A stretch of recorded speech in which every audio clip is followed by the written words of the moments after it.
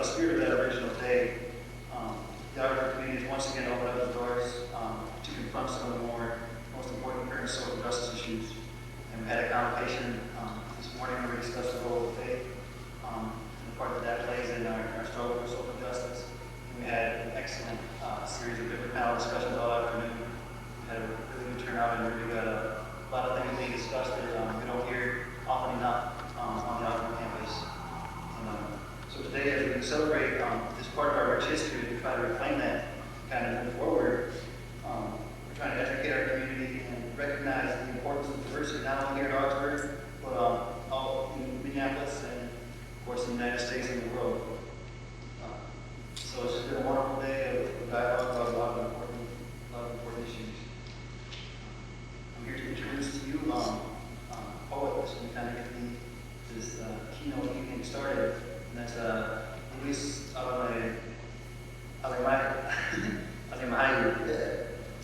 He's described by some as a poet shaman, and is a writer, performer, an educator, and an organizational consultant.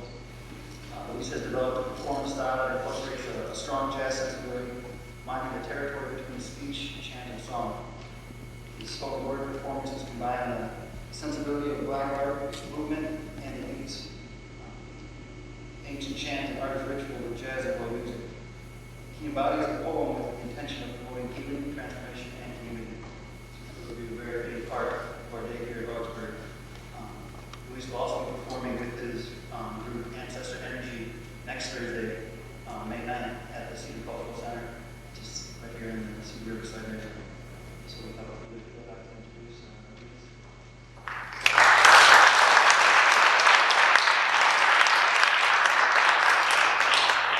Thank you very much.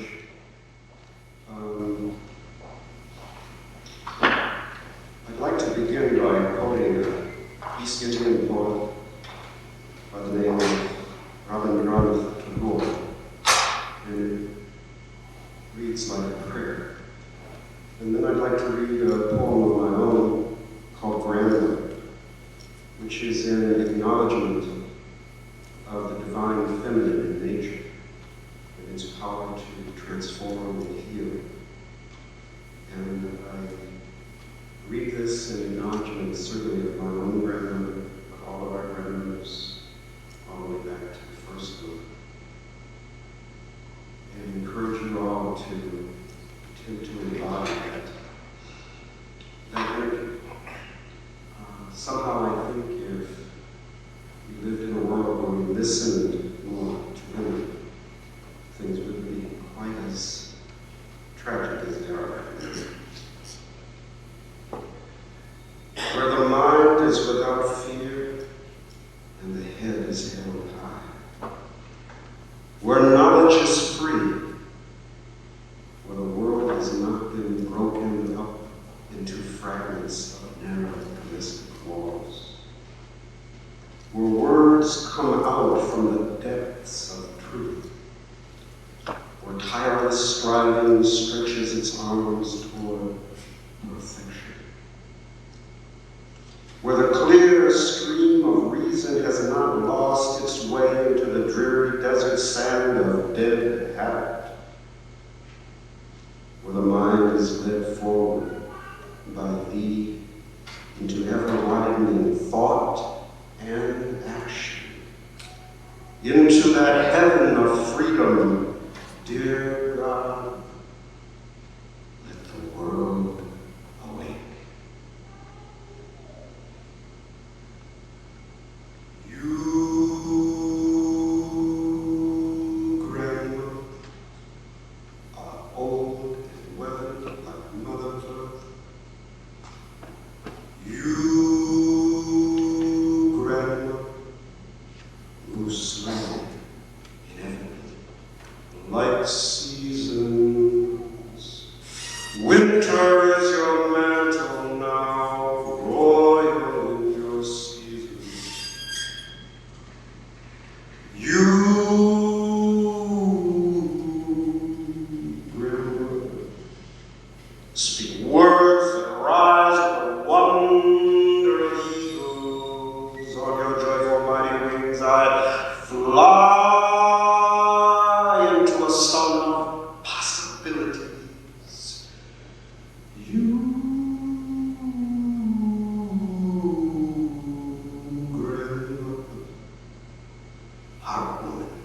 with the fierceness of she-wolf, knows the land like a wise woman knows her body and its oneness to the earth. You, grandmother, nurture with a potent milk. Your children stand strong and early, in a harsh day, in a treacherous night. Grandmother, you are a signature to this pact we have made with life. For freedom, for living room, for breathing space, this earth is home. You and your children are beings in a bridge of all colors. I see strong feet on mighty planks. Cross it over, cross it over. Some walk, some run, the groping, see the fallen stand. Moving on up to brightness and vibrancy, to a place of sharing and collectivity. A living world with living room. For all those that love life so much that first they want life for all on this earth. For all those that love life so much that no man can see himself without seeing his sister. No woman can see herself without seeing her brother. No human can see himself without seeing the animal, without seeing the water, the wind, the trees, the earth, the light, the spirit, the light, the spirit, the light, the spirit, the light, the spirit, the light, the spirit, the light, the spirit light. And all see the magic of this sweet earth fly. And all see the magic of this sweet earth, this sweet earth, this sweet bit of spinning blue-green earth, this sweet earth flying, sweet earth flying, sweet earth flying through the thunder.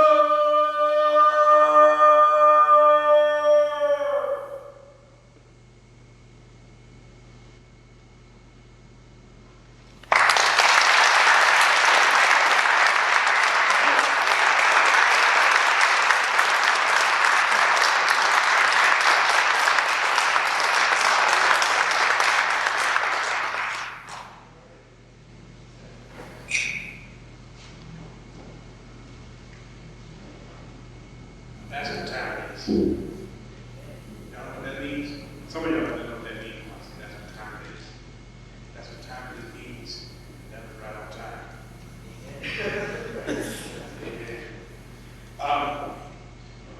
Before I introduce our keynote speaker, what I'd like to do is take just 1 or 2 minutes, allow something to go down a little bit further so that it's not in her eyes like it's in mine. I want to introduce some guests who are in town this week from our sister city, Eldoret, Kenya, visiting, sponsored by the International Leadership Institute, which is been founded and led by Augsburg College and Junior Lane. Would you stand up and basically introduce our guests to our guests? We have His Worship Mayor Magoo of Eldoret, Kenya. We have the members of the City Council, the attorneys, and Mayor Magoo will introduce each one. Thank you very much. I would like to take the opportunity to introduce my presentation. As you have heard, we are a sister city from Kenya. We are a sister city from Minneapolis. And we are just sitting on behalf of the action today here in the city. And so let me not take a lot of time. And we'll begin with the Silas Simato, the Chairman of Chamber of Commerce in Kenya. Mr. Michael Michael, the City Manager of the Eldoret Municipal Council. It is a privilege to be here. Mr. Paul Chichi, the President Man from our town. Mr. Len, who is an attorney in our town.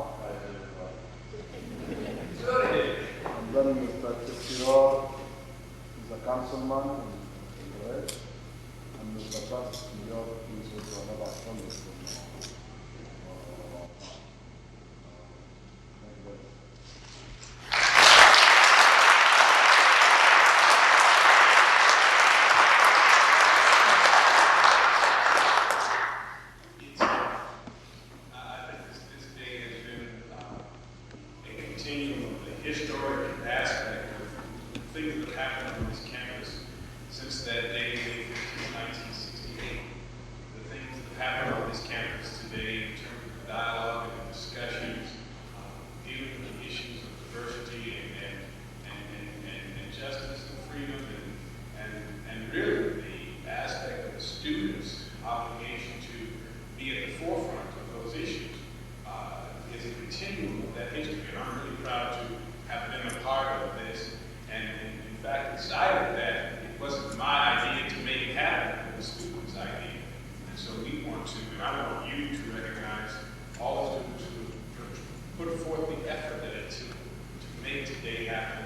Thanking those students from the Coalition for Student Activism, the Pan-African Student Union, the Sociology Club, Queer Straight Unity, and the other.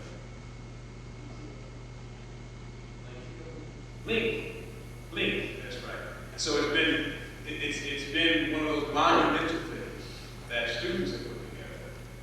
And as a staff member who has always prodded students to do things, it's kind of exciting to see them do it, and then to let them ask you to be a part of it. So I'm thankful for the way this evening has happened, and this fact that this whole day has happened.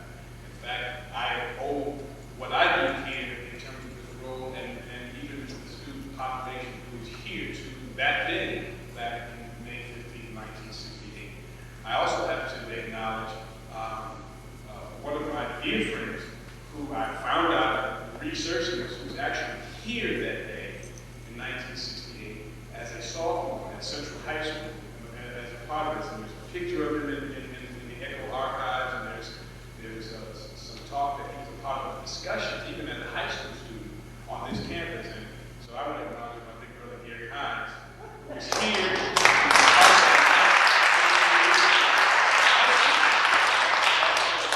That's significant that there's a continuum of history that connects itself to one another. And even before I introduce, I have to also do this, and this is just in the spirit of the African tradition, where we always get permission from our elders to continue on. And so I ask permission from my elders to continue. Can we continue? Yes. Thank you.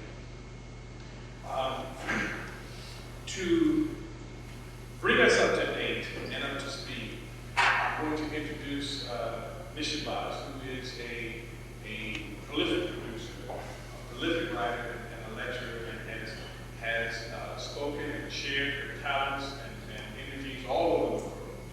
In fact, I had the privilege of meeting her 10 years ago as she was one of the producers of the NAACP Image Awards back about 10 years ago.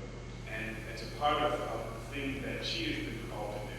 But beyond that, she is a person who has been recognized as being a creator of energy that it takes to draw people, bring people together, and to get people working together. And you know what? Having done this thing on a small level, even at the college level, recognizing that if you're trying to pull people from all over the world who are trying to do one thing, energy and effort it takes, you recognize the effort that it takes and the ability that it takes to pull different types of people together to do one thing. And that's a part of her tenure and her ability.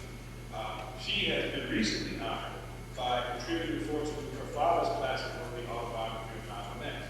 And without overstating it or understating it, being the eldest of the daughters of Attallah Shabazz, she continues that legacy in her work and her effort, both as a demonstration of who the father was, more important, who she is. And I think that's important when we're talking about the progeny of people we recognize as legends in our own society. She's the founder of the Pilgrimage Foundation and Legacy Incorporated and the Tapestry Bridge. She also serves on a plethora of international boards and councils.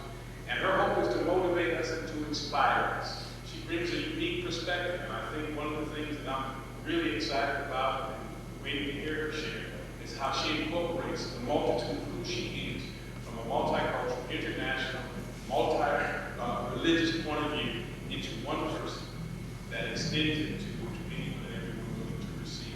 That's the message she's going to bring, and I'm looking forward to hearing it. In fact, her own self-image is an affirmation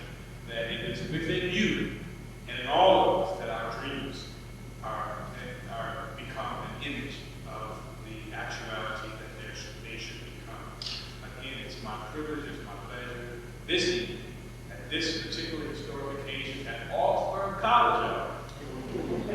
We're not talking about any historic black college or university. This is Augsburg College. And we're here to introduce, and I want to present to you, Ms. Shabazz.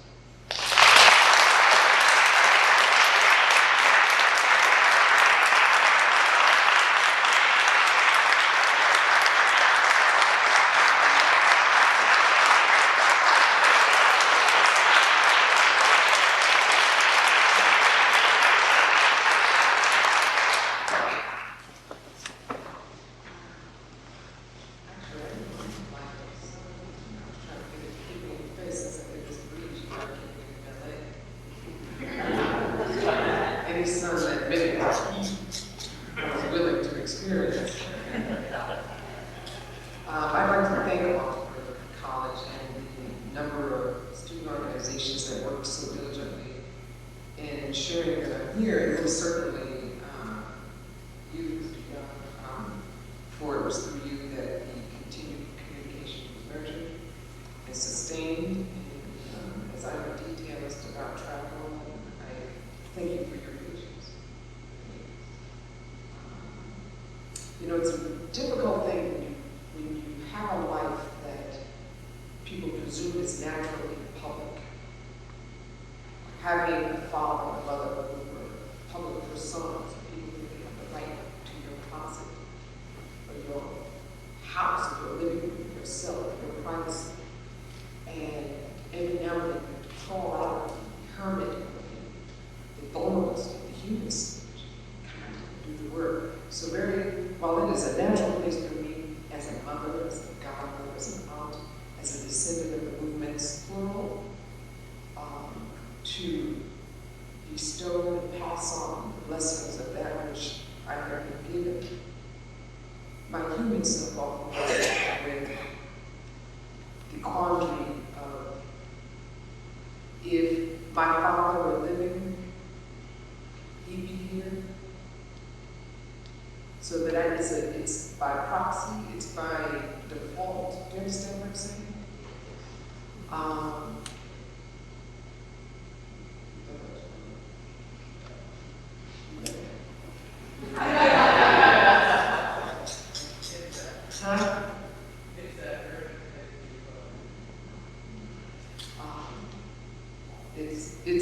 I'm always working through trying to figure out. Now you see a lot of notes here. I have dyslexia, so it's not like I can read any of this.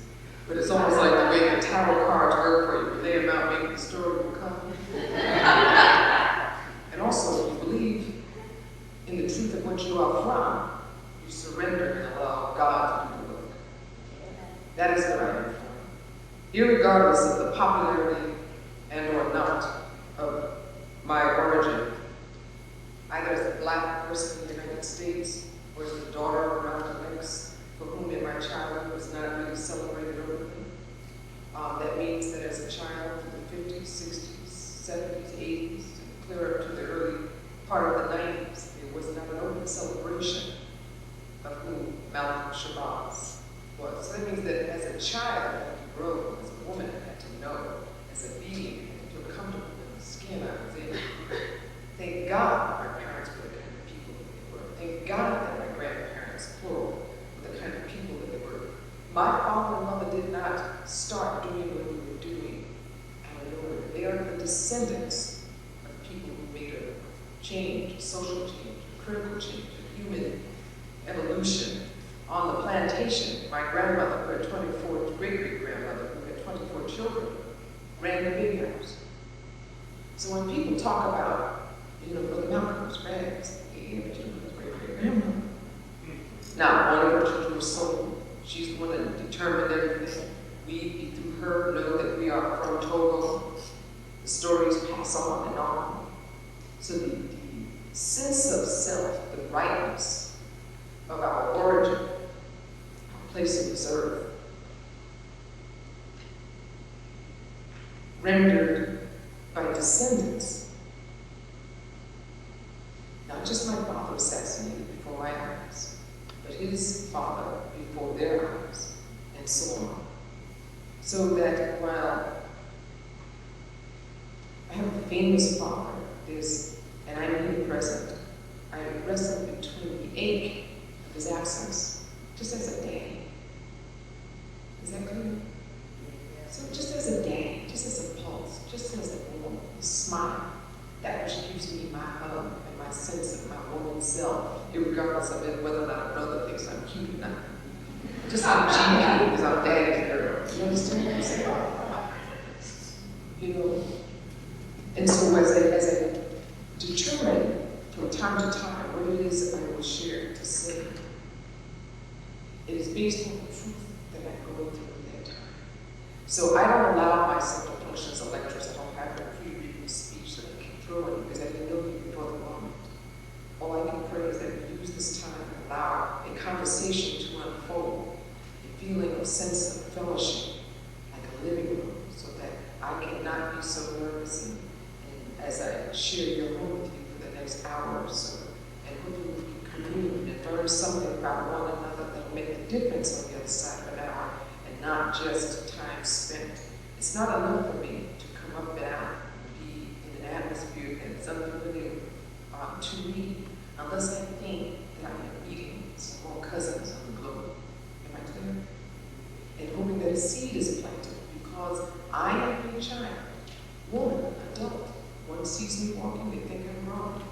But I walk every day with no parents, despite the fact that people say their names out loud, despite the fact that someone can say to me, man, I wish Malcolm X was my father. I said, oh, no, I'm sure your father's fine. They said, no, my father just works at this. You know, my father, they waved. And they said, no, they try to hopscotch, bend and twist around that. I'm sure your father's fine. You don't want to trade places with me. Oh, yes, I do. I said, if you trade places with me, listen, my father was 39 years old when he left the earth. I'm older than my father. Never got to be. You were running a close second, neck and neck. One of the things that I get to be as a woman in this earth is real proud of the man who stood beside me. Even when it wasn't popular. Even when there were no immediate benefits. My father was not the beneficiary. Sacrifice. He didn't get to see it or know that what he did mattered. That 40 years later, somebody would invite me to speak at a campus just merely because, I'm his child. Didn't be angry, but humbled. One would say, what is a nice little Muslim girl like you doing at Lutheran College?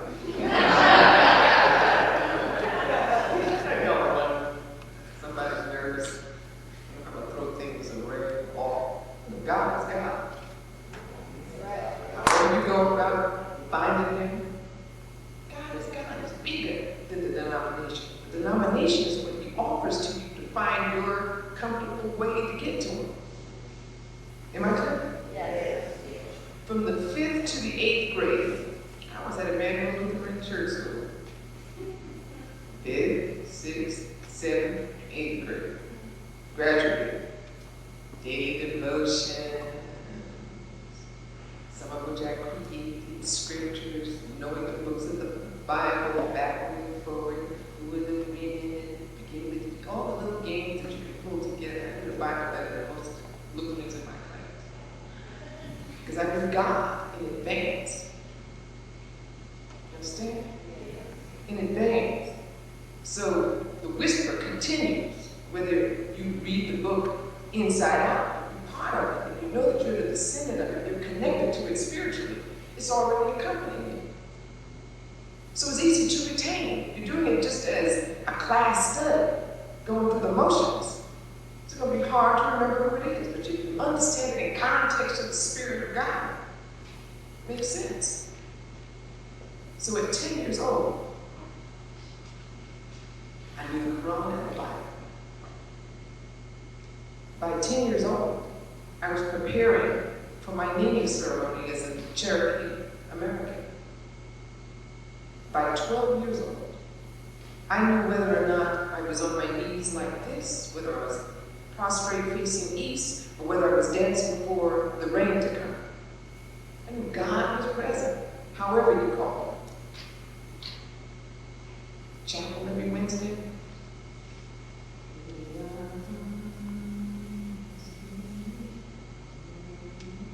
Did you all know that? Huh? The Lutheran. So y'all don't have Lutheran studies? You just go to a Lutheran college. Is that what you See, just because I was a Muslim in a Lutheran school didn't mean I didn't have to interact. The only time that there was a real distinction was on Fridays when it was hot dogs and beans day. And back then they didn't have chicken franks. Made from pork, kosher. So the Muslim and the Jewish kids would sit on the other side of the lunchroom having a grilled cheese sandwich on whole wheat or peanut butter jelly. You couldn't have told me at 10, 11, 12, 13 years old that there was some kind of omnipotent division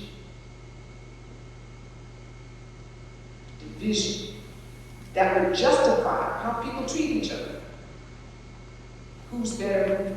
Do you think God stands, lives, breathes where he is, trying to determine you better than her just based on which way you face, which book you read in order to follow him, her, it? My parents told me when I was about 3 years old, you know, Allah is He's everywhere. Now again, Allah's not a different God. It's Arabic word for God. So if we were in France, she'd say, Dieu is your friend. And he's everywhere. I remember just like kids would say, is he in the chair? Is he in that thing? He's everywhere. And you're adjusting to the picture. But because I was a child at 3, not knowing fundamental religion, it started to make sense because I already felt the Spirit. So you're telling me that thing that I'm feeling is what you're calling God or Allah, and he's my friend. No wonder I feel like this. You ever feel to see a child walk around knowing his or herself, just free in the world, happy, in charge, invincible? That was me. I came in here through love, 10 months after they were married, I was here, The intended didn't happen. And that's the investment that I was given early on. I just remember my mother saying, you should have been no matter what. Oh, I can imagine what. No matter what? You mean no matter what? So no matter what I do, even when you're not my friend, God's my friend. I'm 3 years older now. I know that. It's when times are hard, when I'm in pain, when I can't see the light, when my faith is challenged, there's this other knowing that says you're going to be all right. You're going to be all right. I just every now and then say, well, God, since I'm such a quick learner, can you just tap me on the shoulder?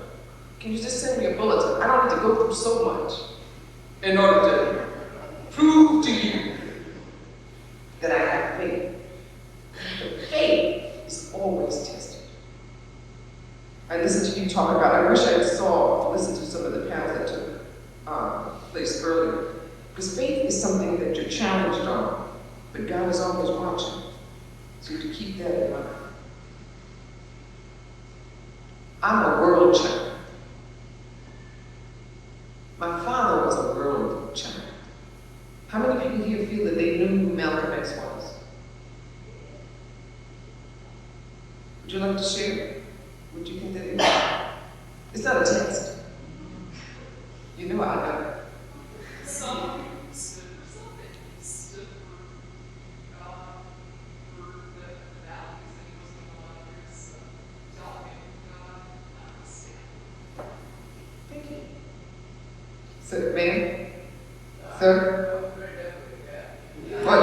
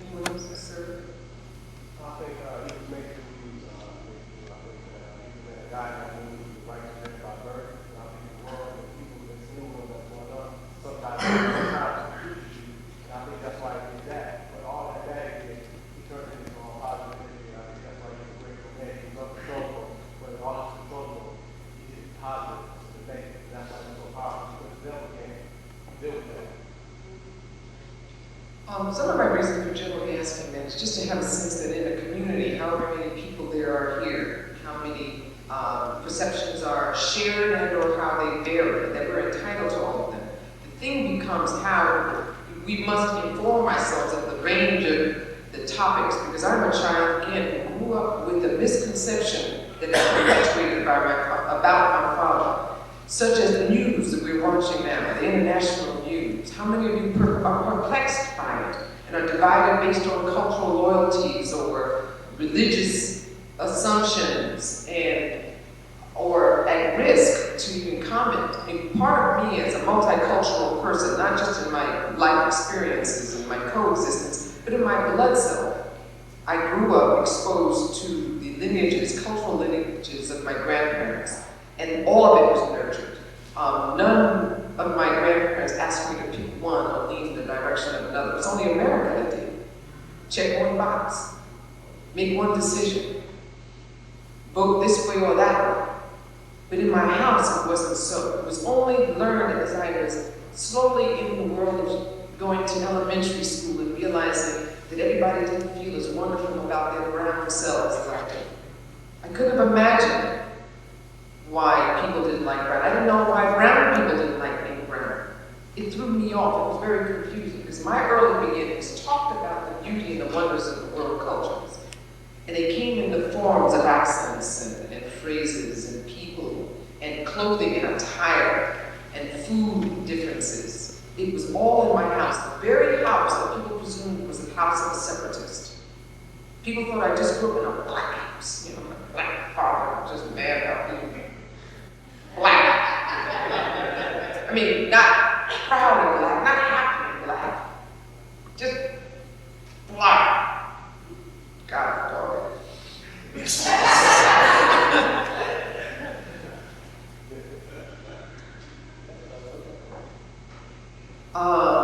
But I said, dog.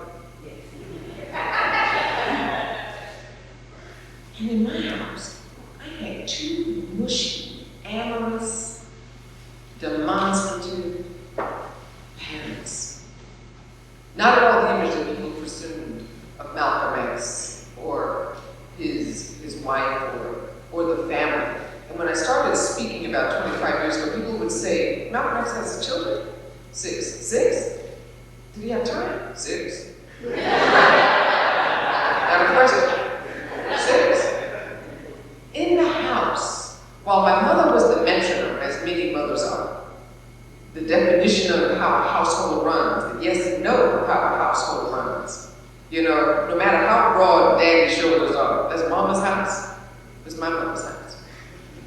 And as an academician on hiatus, meaning as a housewife now, and mother, she would get that house in order, and by a certain time, daddy came home and he's playing with us in the living room, because my father was one of my cohorts. He was the one who would share secrets with me and reveal your private self, know that he wasn't going to tell anybody, maybe my mother. But that was the one that you could reveal yourself to without judgment. My mother had some what-for spirit, things that you did. My father, you could reveal and unveil yourself. And she would walk into the room and say, all right, Malcolm, can you help the girls wash their hands and get ready for dinner? And then to get all these rules and lists and everything like that, because I don't want to get ready, because it's about 6:30, I'm like, just all around sugar. And she'd say,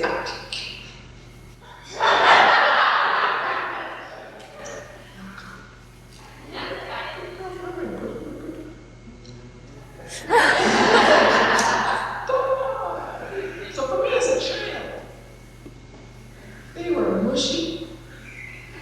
I had sisters all the time being born. Mommy was always at the hospital. I didn't quite relate the action and the delivery until maybe the third child. I'm the first. I didn't quite know how it happened, but I knew that one begat the other. I knew that the dependency, the codependency that my parents had on each other was the definition of union. I Didn't know otherwise. So that mighty man would go out and make the headline that you'd see. But in our house, while he's putting on the green tie, asking, how do you like this? She says, oh no, that's beautiful. Even though the blue one makes your eyes look great. He's walking out in that green tie. He's writing the speeches and she's looking over them. Red mark, dog ear, until she realized, they don't want to the red market. So she just goes down. Powerful woman under her hand. So they go and do what he's doing. I didn't know any different. I did not know that the gender issue, the man got to be more powerful than a woman, because it was very clear the dynamics of the two of them.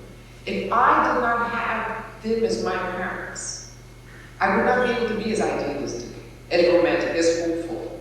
And for the fact that both of them were gone, I can only surrender my mother to him, knowing that no one loved her the way he did. Am I clear? I don't want to be without her, but I know what that love was because I was a witness to it. So when people talk about my mother was a teacher, so every time she noticed something, she'd have to comment, like, you over there yawning.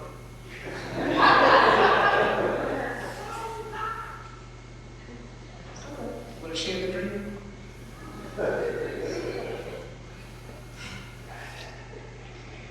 I'm good for that. Forgive me. One of the things that's really important to me is that I am in great anguish and pain what's going on in the world. Prior to September 11th,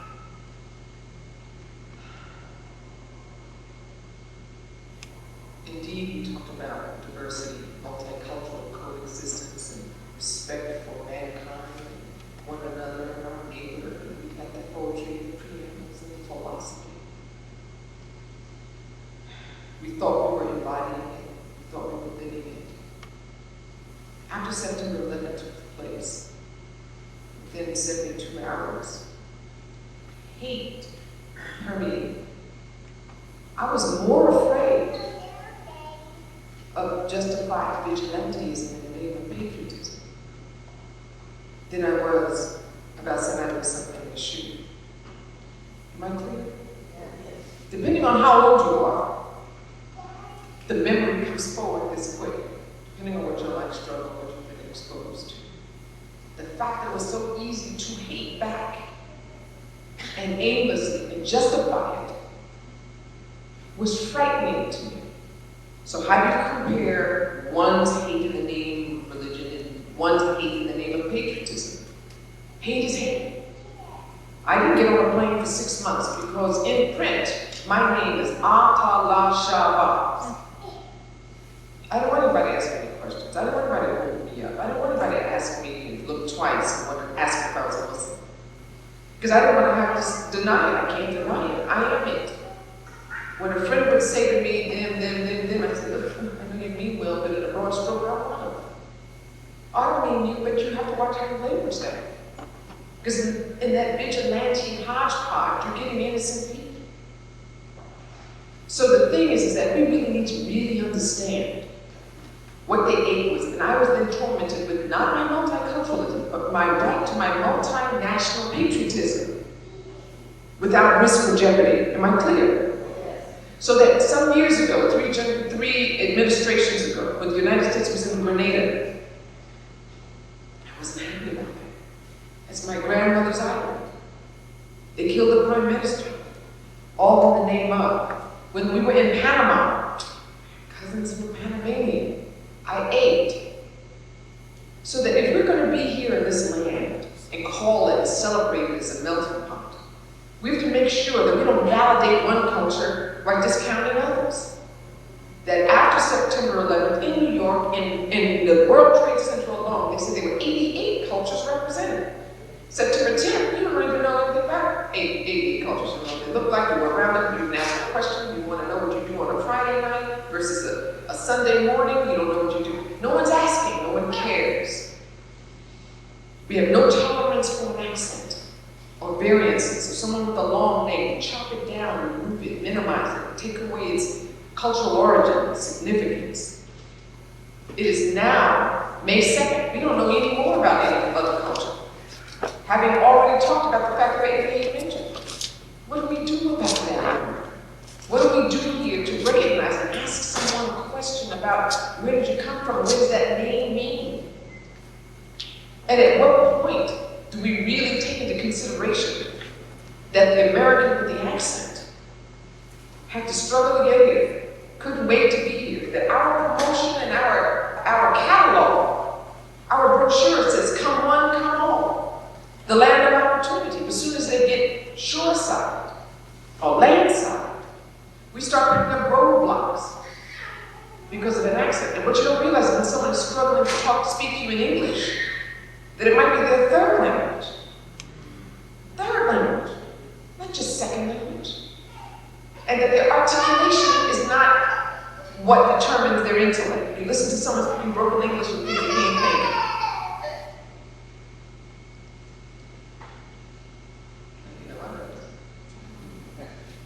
The dad is doing this like a baby cares. Let me, in the meantime, ask you some questions.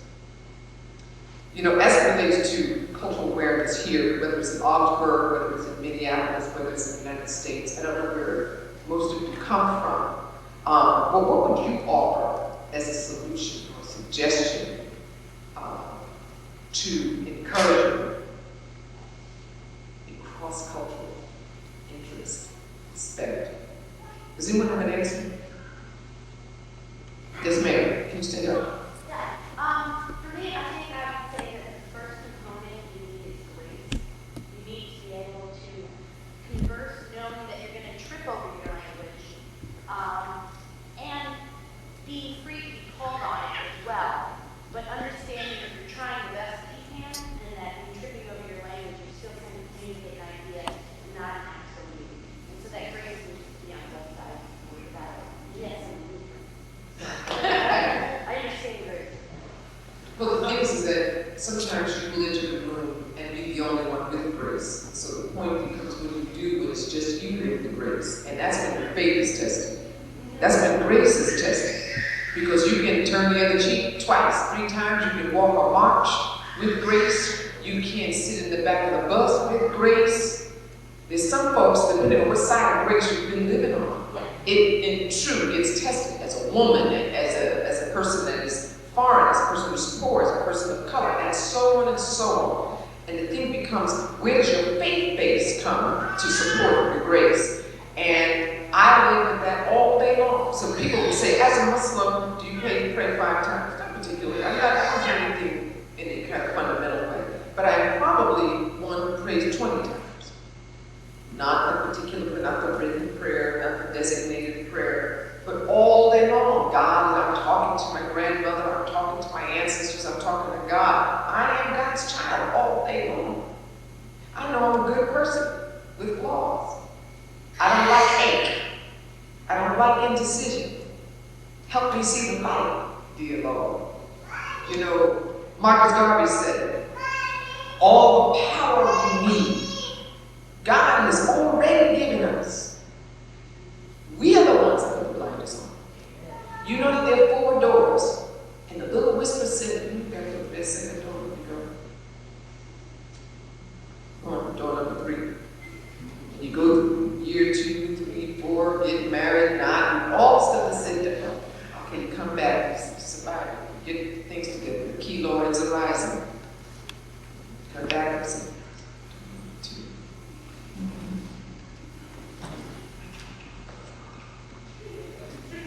I got a feeling. Meanwhile, God's giving you the bulletin.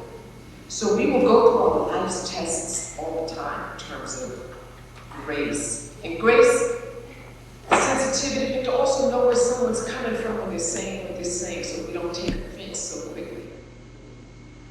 Well, that's the part of grace that I like, but I think there's also propulsion to grace, and that grace is a multifaceted word, sort of like that hallelujah side. And so part of grace is justice. I mean, how can God be gracious to one person and allow another person to be oppressed? And so God's grace is justice too. But in the balance, we often think that those of us who are privileged are based on the measurement of having as opposed to opportunity to give. So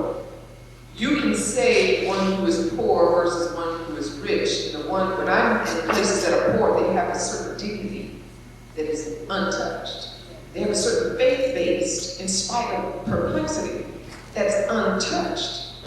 There's a smile that comes over them when you embrace them that's golden, that's luminous, that's not cynical, that's not worn, that hasn't rusted, like those of us who have been in the Augsburg indulgence. So you have to evaluate again, what is privilege? What is, when you say, why would God take one and not the other? And why would he take them like this and not that? My mother was in an accident. She was burned 85% of her body. I wondered, what could God intend for her to feel the pain? And my transmission and my prayer to her was, as she moved around, they didn't expect her to live a day. She lived a month. Rewrote everything in the hospital without talking. I went there and I saw her, my sisters. I'm flying from Los Angeles to New York, and my sisters kept trying to prepare me for the physical. You know, I can recognize her right there. She lied. You know, it was a different place for me. You know, mommy, you just wanted breathing, lie, that's all you need at first. When I got in there, the hospital apparatus and everything, oh, it was amazing. Why don't you look at the last photo you saw? My mother was so present. The nature, the spirit, the will, the fuss, without talking. The personality, it's amazing when you take away all of the stuff that you think defines you, and you get right to the pure thing, that naked baby in the bed. Your spouse sleeping next to you, and you're looking into his or her face, and you just see the being. Or in this case, my mother in the hospital, and me saying to her, I'm here, I made it, I'm here. And feeling her want to direct traffic and scramble and be a mother from the bed, and me just simply saying to her, save your energy, we're doing the prayers. Stay strong, and if there's anything you want to say, think it and address it to me. It's because at that point, I was no longer just a daughter. I became God's child for sure. Because all I wanted to be was not human enough for her to worry about, but spiritual enough to nurture her in whatever that was. That means taking away any fear and anxiety. I mean, just being clear and spiritual. It means knowing that right now, there is nothing else. I also learned during that time where a lot of people saying prayers and stuff like that that could get from dear God to amen and not have anything to do with God at all. But it would help me with my process of elimination. But the thing is, some didn't know. So you have to watch who goes through the motion, who's entitled, who feels it, who wants to feel it and who hasn't. So grace also means taking into consideration the person where he or she stands and trying to figure out how to communicate to him or her in their language with the doses that they can take. Not, I'm just trying to help you. I'm trying to save your life. I'm trying to make it better for you. Don't you get it? Sometimes you have to just drop it in little dropfuls. Bit by bit, seed planted, down to grow. Just leave it there. You don't know when the harvest is going to show. Just do your best. Anyone else? Sir. Yeah, thank you for that. Growing up in Kenya, before I came to this country, I didn't realize what I could look at myself and say I'm black. So the consciousness was raised when I came to this country. It's not that we didn't have our people in Kenya, but we interacted and lived together. It's not like we didn't have people of different faiths. But I remember in high school, being one of the leader of a youth group, we used to have what we call rallies, where all people from different faiths would come and interact and sing and dance together.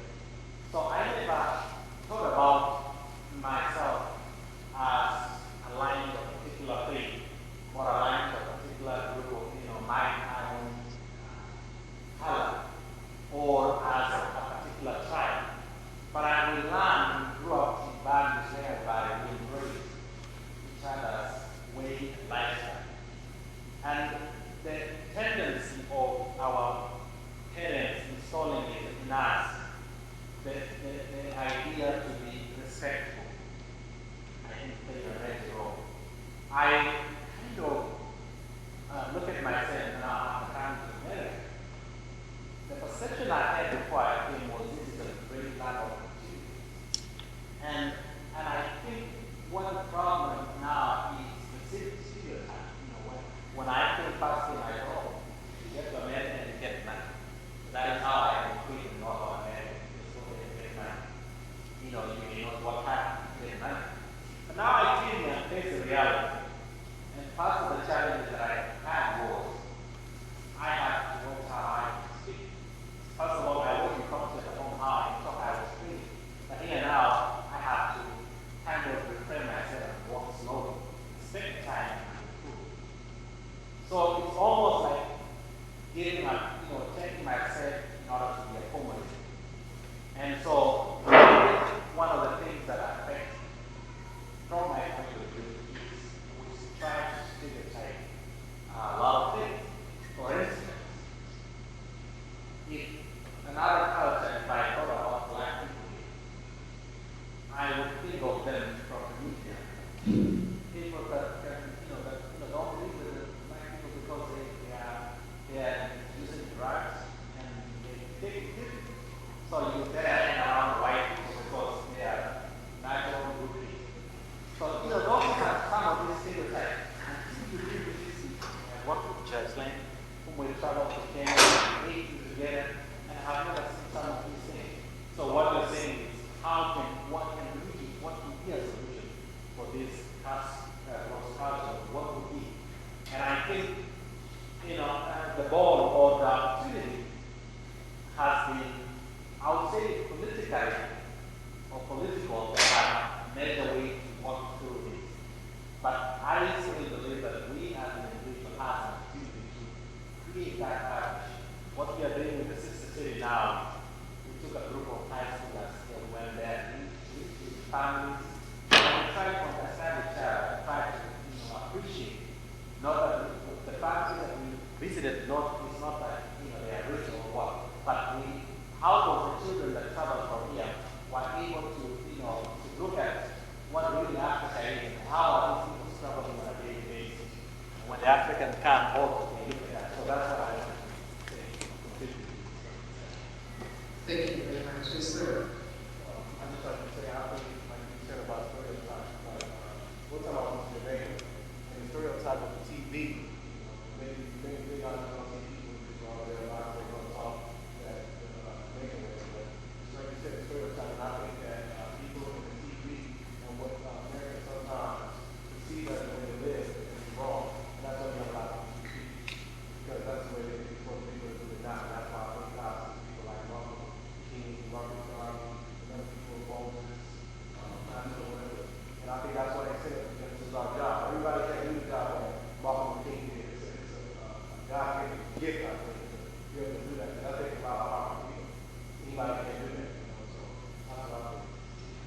Let me just insert here. I think, there are people, Malcolm, Martin, Vanderbilt, Du Bois, Frederick Douglass, Henry Wells, Sojourner Truth, Harriet Tubman, and so on and so on. And those are just Africans in the United States. There are people all over that just do the work of their heart, just do the work on behalf of humanity, having no idea that a picture of taken, a t-shirt made. It's not the impetus for it. And so I would gather that the same seed that's in any of those persons really is in all of us. And I don't think that everybody's place is in front of the scenes. Some people are great nurturing behind the scenes.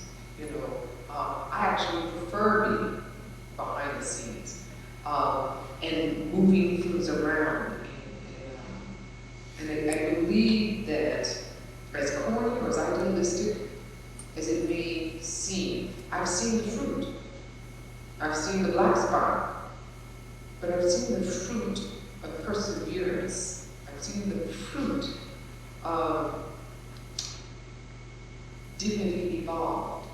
I am really, really, when I tell you of the kinds of things that took place in my household before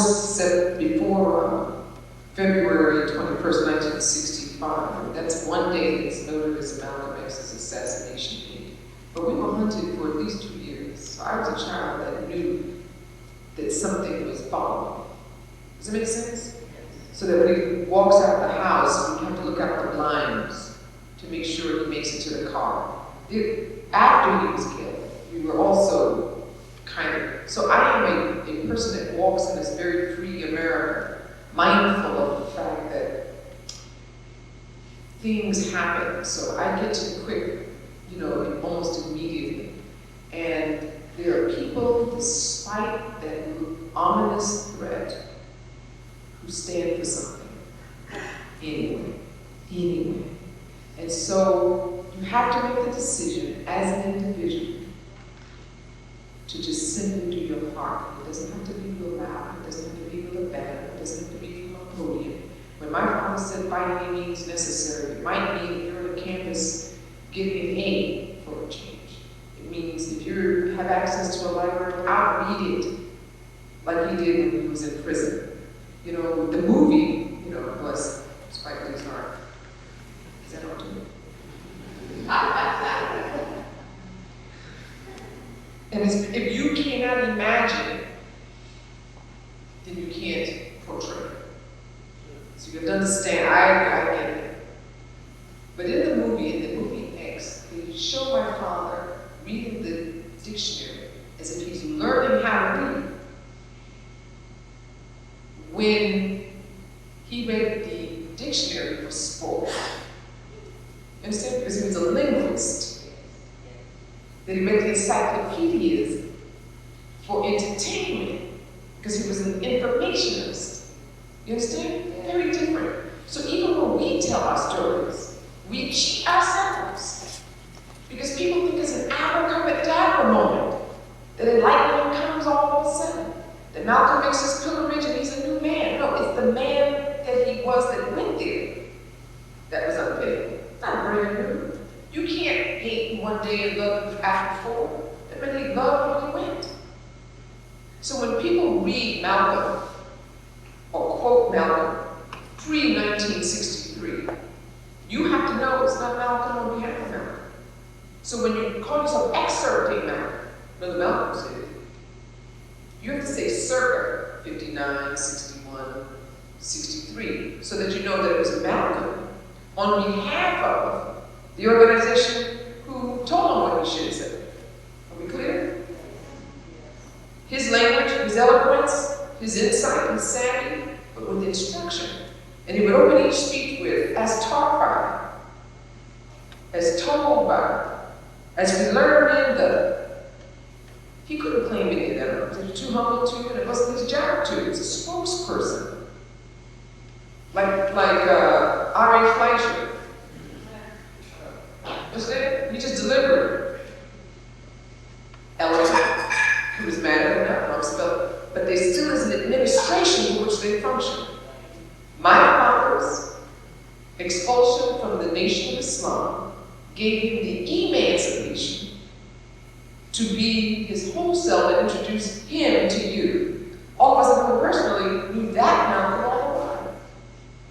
So I didn't know about all of the colloquials and the quotes and the things. I was raised in the nation, which people would presume I was. I was certainly old enough to have been interrupted. I was in a public school where the teacher wondered who this little black child was. I just thought you had cramps.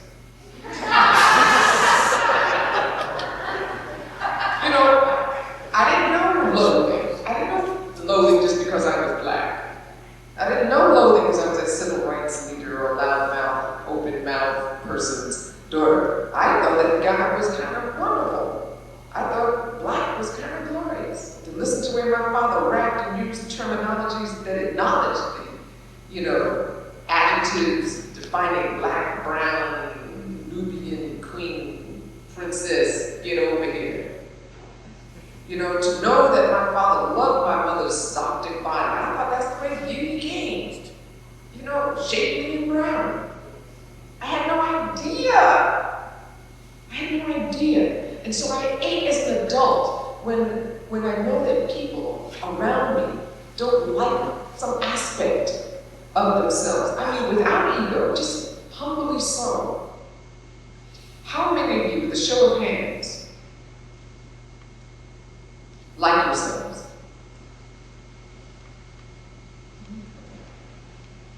How many of you, with a show of hands, love yourselves?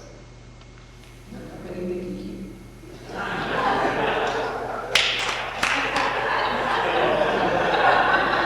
No, love you. How many of you know yourselves? Okay. So my question in those kinds of situations, for those who raise their hands on licenses and are loving themselves, but not quite on knowing themselves, is how can you like or love yourself and not know yourself?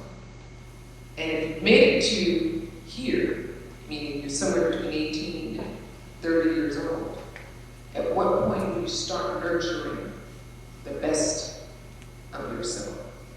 So I don't mean know you as woman, or know you as black or white, know you as yellow. Know yourself in terms of the adjectives that best define you. The culture will throw out some negative ones. People who love you will throw out some negative ones. You say, what's the best adjective about you? And you say, I'm smart. Friends, some of you aren't just smart. Remember that last week? Whatever that is. I think I look good. Well, no, last month you look better. I mean, we have a tendency to compromise and reduce. So I would like for you all to close your eyes for me, please. Close your eyes. And I want you all to explore. No one else listening. It's just you, so you can be honest to yourself. 5 adjectives that best describe you. Just take your time.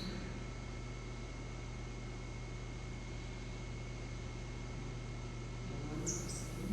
It's just you. You and God. God's your friend, no matter what. So just explore that. Identify 5 adjectives that best describes you. Adjectives that accelerate your best accents.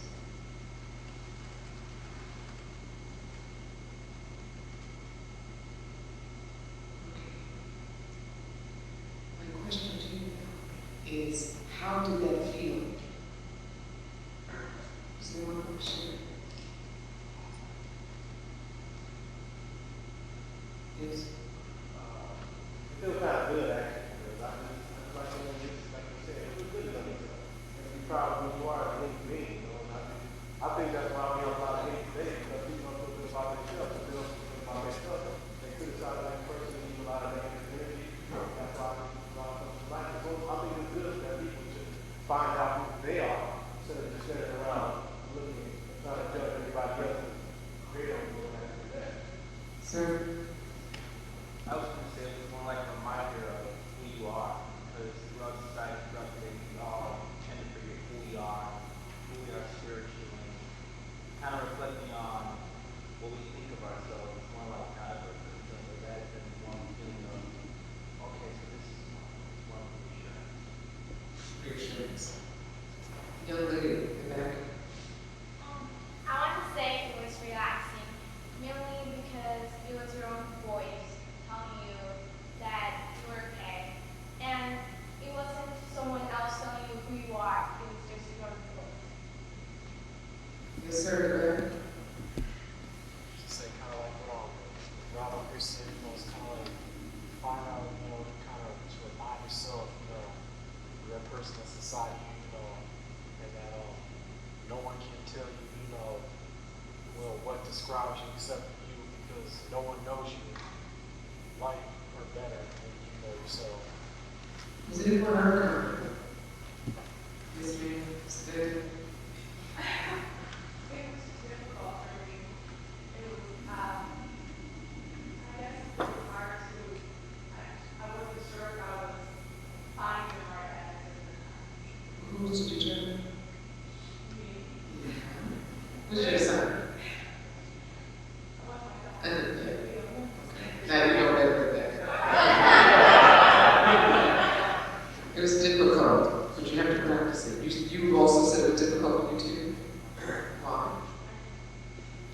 think of any positive adjectives?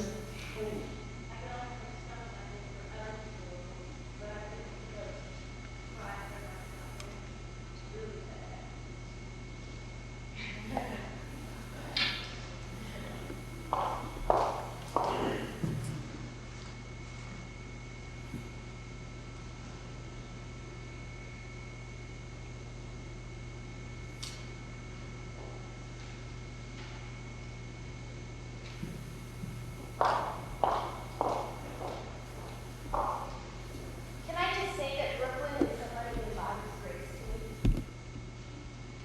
Well, what she says is that she's used to doing for others, but is learning how to feel grace, raise your own body hairs. That very often, a lot of people are doers and are busy doing until they drop to sleep. I'm raised around it, I know what that is, and I look at that exploration for myself.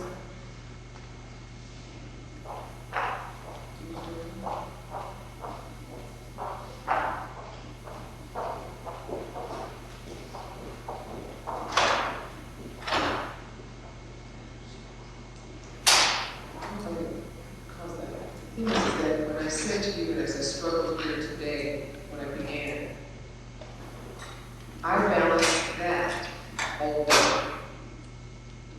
One reason or the other. From a moment of exaltation to enough stillness that brings forth anything that hurts. And what hurts, hurts. What wounds, wounds. The thing becomes, what do you start to do to add onto the list that makes you smile? The memories that were joyous, the things that were wonderful. Do you understand what I'm saying? The positive adjectives. We have this list, but sometimes we always live here, stay here, and it will define the day. It'll ruin the day. It'll debilitate you. I started in the day, had 2 phone calls, and they want to go out and cancel everything because of whatever that is. And we wrestle through that all the time. There's not enough grace that'll help you with it. There's not enough opportunity and privilege, not a big enough house that'll get you from the ache of yourself. If somehow or other you don't try to define and nurture and have an accessible reach, stuff that feels good about yourself, stuff that makes you laugh. When I would go out, forgive me, because for me it's still a new adjustment. The first year, fall after my mother's transition, they gave her, to go to Washington, D.C., they were giving her a posthumous award. I wasn't ready to feel the word posthumous, because it's just a date in existence for somebody else. It was over. So posthumous became a word. I had to come out there, and then I was hoping they didn't print it on the plaque. Posthumous.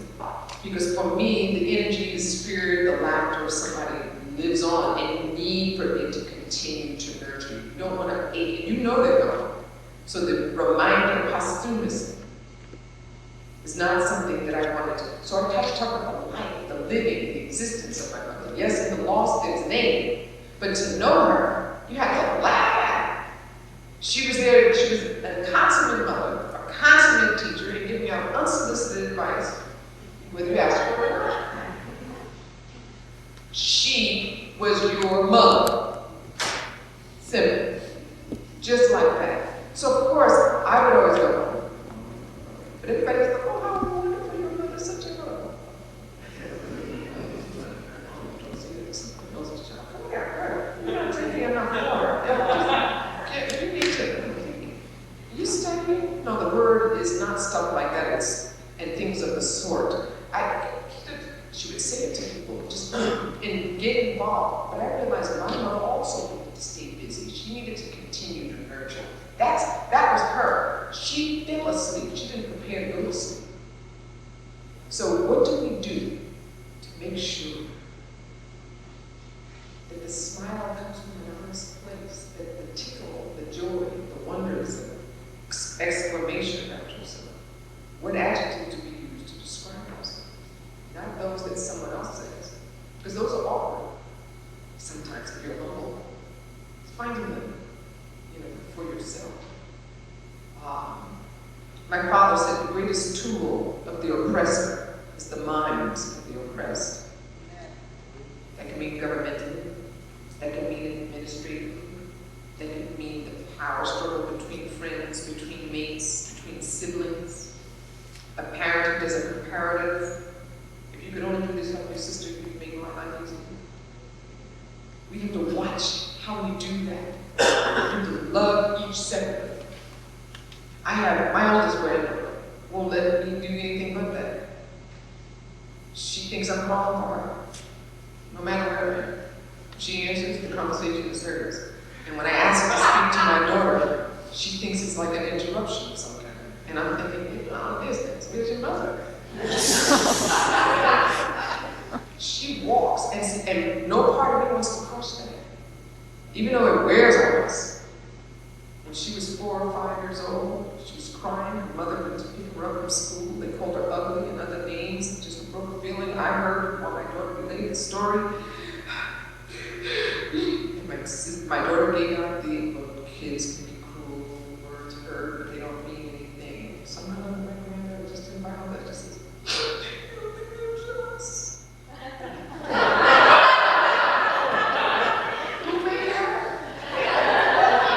but I didn't want to disrupt it. You know, you don't want to endanger it because something's going to challenge it soon enough. So all we did was just deal with her in doses because she will take the last look in the mirror. I think that's good. Right? We don't know. She's a cross between my mother and Shirley Chisholm. And she's little.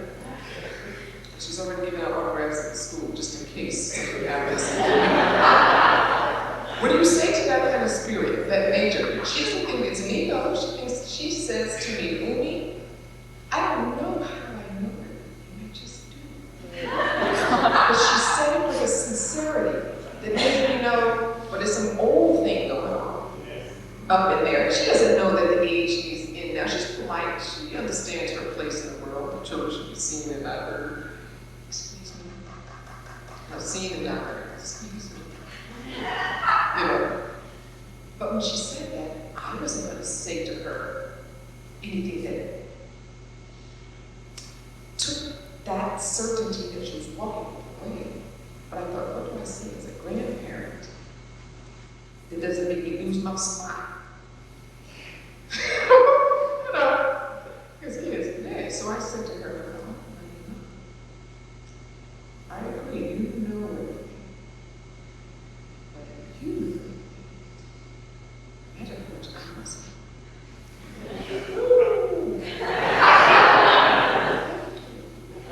So she actually thinks I know more than her, and she knows everything.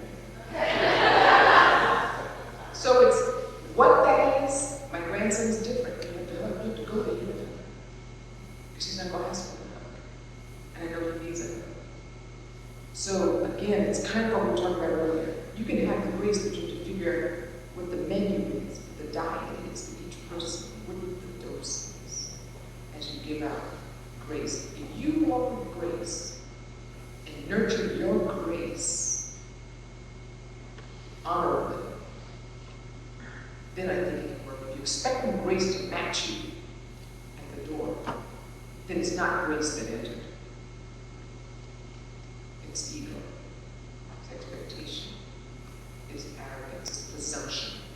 It's some of the characteristics that when you watch CNN and new shows or various news shows, not CNN specifically, but these companies, when they give out conjectures, and it's fact, opinions about characteristics and cultures, I can't watch it anymore. It's really, really very, very difficult. We can walk, and we can turn 40 and 50 and then be on the television and that stuff.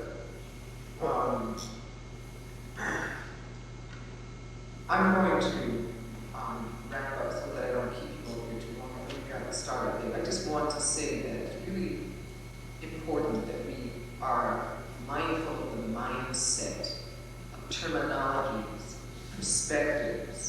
I mean, for instance, when one talks about, you know, Black Americans were, you know, slaves, you want to say that not all Blacks in America are descendants of slavery. So it's not just one singular experience. Not all people enslaved surrender to the mentality of being slaves. So that brown people in this country, who are indeed descendants of those who have been enslaved, and are thriving, doing, and being, it's based on the ancestral spirit, prior to the captivity. Am I clear? Yes. Prior to the captivity. That in West Africa and regions where slavery took place, there are ceremonies that go on that acknowledge it. Annual ceremonies that acknowledge the day when the child was gone. That we have to realize that the characteristics of indigenous people around the globe precede any single definition that has been given to us. And it is incumbent upon us to make sure that we're not feeling like a half or quarter or mutt or a piece of this and a piece of that. None of that is ever celebrated, but you have to be 100% each. So while I acknowledge 4 cultures in my blood cell, I feel like 400%. Not one of my grandparents who were really strong people with folklore and stories and laptop tellings for me asked me to be any less than all that I was. And it was one of the gifts I was given, in my case, as firstborn, before grandparents left me. So I want to ask you, how many of you here are indeed multicultural or mixed people, blended people? Well, your mama raised a hand.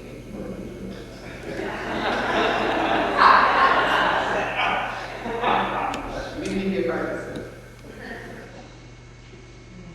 Are we identifying or able to explore the fullness of each of those components? And you can be a Black American and be multicultural, even if both of your parents are Black American. One is from New York and one is from Alabama. 2 different experiences, 2 different folklores, 2 different myths.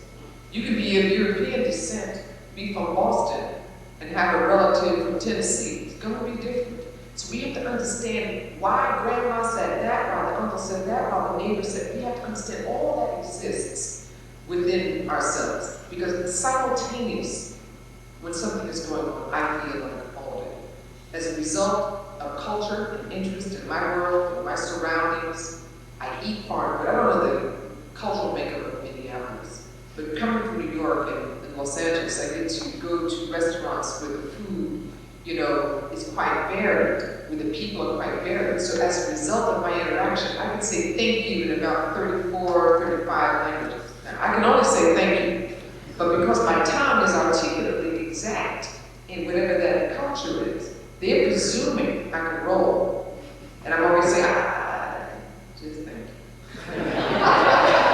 But the interesting thing is when we go to a Chinese restaurant, you're going specifically for Chinese food. If you're going to an East Indian or West Indian restaurant or Korean or a Thai restaurant, you're going specifically. So it doesn't hurt to surrender a little bit. And it's amazing what happens when you simply say thank you in English as well. But when you do a little bit to feel like you are hosting someone, that you are accepting someone based on what their culture is. One time I was in Los Angeles giving my car to a valet person. And as I walked away, I said, "Salamat." I could feel him looking at me. So I turned around and he said, "You Filipina?" Now I'm thinking, I'll make a call, anything. But if that Filipino thinks that I could be a Filipina, then there must be some folks in the Philippines that look like me. So you start to say, yes, right, brothers and sisters all over the globe. We only talk about blacks as if we only move by way of the Atlantic slave trade. And when you think about the South Pacific, it just sort of it was like Eureka for me. Or a Korean guy in New York who wasn't taught to understand cultures. He doesn't look at you when you're getting your change and everything. It's like because I'm black. No, don't think so much of yourself. It turns out it's cultural. They don't on the eye and the touch and the back and the forth. So when he put my change on the counter instead of in my hand, I scooped it up. I said, "Son down. Oh, you have a Korean boyfriend."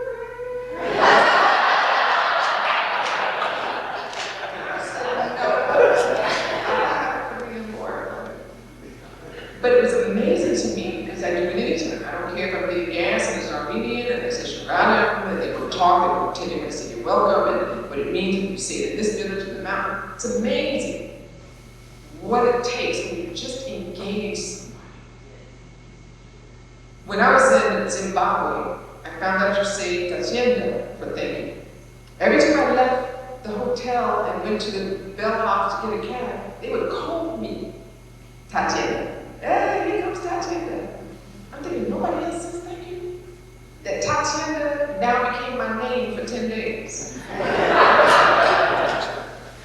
Try it, feel it, look around at the people around you. We're in the U.S., which means that you have an opportunity, maybe not completely, but to speak a little bit of the languages of the folks around you, especially the meet and greet languages, the yes and the no, the 1, 2, 3, or 4, the how are you, please, the thank yous. It doesn't hurt to feel and see, so that when you see a headline of what's happening in Bosnia, you don't feel like it's that far away because you know Yugoslavia. When you see a headline in Palestine or in Israel, you don't think it's just news and them, but you start to see people and feel the heartbeats and know the tears and the joy and the laughter. That's what I ask. Let me ask for you to look to the person to the left and the right of you and introduce or reintroduce yourselves.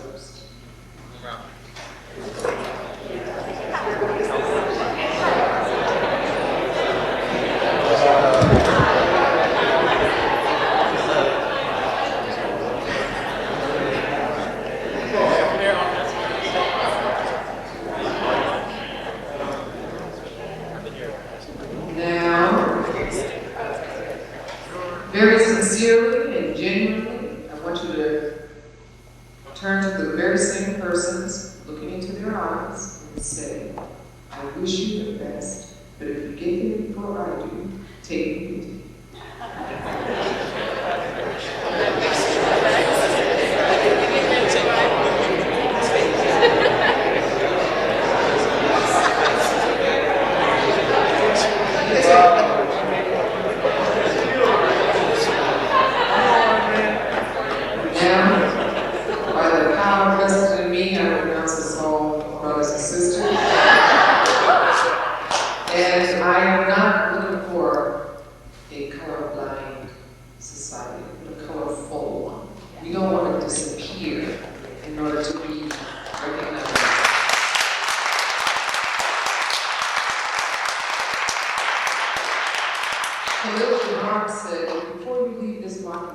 See that no one has gone his way with empty hands. For the Master's Spirit will not sleep peacefully upon the wind if the needs of the least of us has not been satisfied.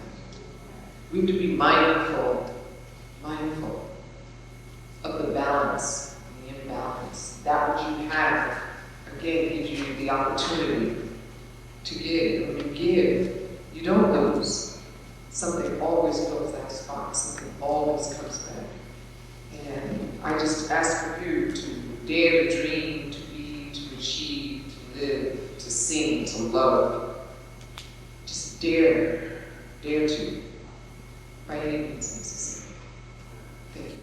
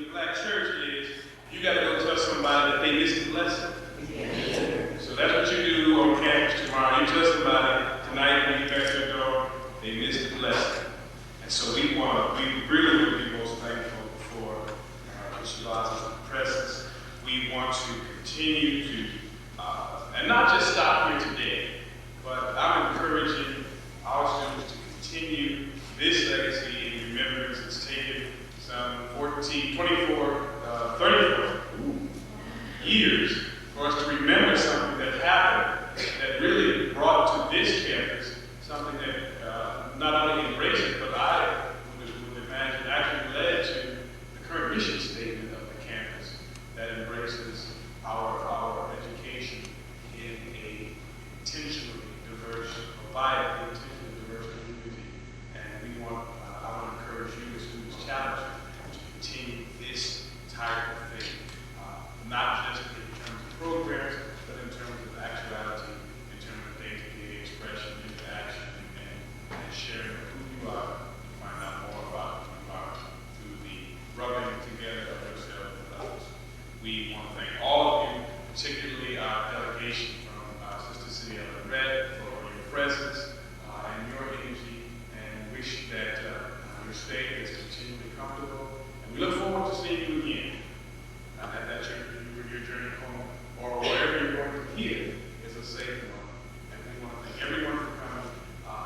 The music for this evening is going to be happening in the lobby over at Christensen Center.